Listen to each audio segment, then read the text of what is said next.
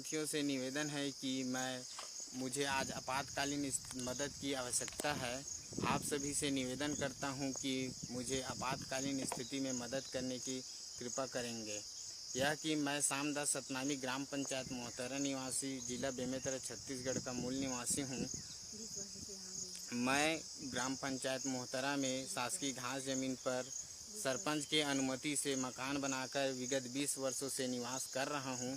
मेरे अतिरिक्त ग्रामीणों द्वारा भी अन्य क्रांति पर घर बना के विगत कई वर्षों से रह रहे हैं, लेकिन उनके ऊपर गांव वाले के द्वारा कोई नोटिस जारी कर कोई तोड़फोड़ नहीं किया गया है। लेकिन व्यक्तिगत मेरे घर को तोड़ रहे हैं, मेरे साथ मारपीट कर रहे हैं, मुझे ही जेल भेज रहे हैं। इस तरह की घटना आए दिन मेरे साथ घटते जा रहा है। अतः आप सभी लोगों से निवेदन करता हूं कि मुझे इस आपातकालीन स्थिति में मदद करने के लिए आप मेरे निवास स्थल पर पहुंचकर सहायता करने का कष्ट करेंगे। हमन गाँव मोहतरा में रहिथन। यहाँ पंचायत द्वारा हमर मन के घर ला उजाड़े जात हवे, बार-बार यही उदिम करत हवे।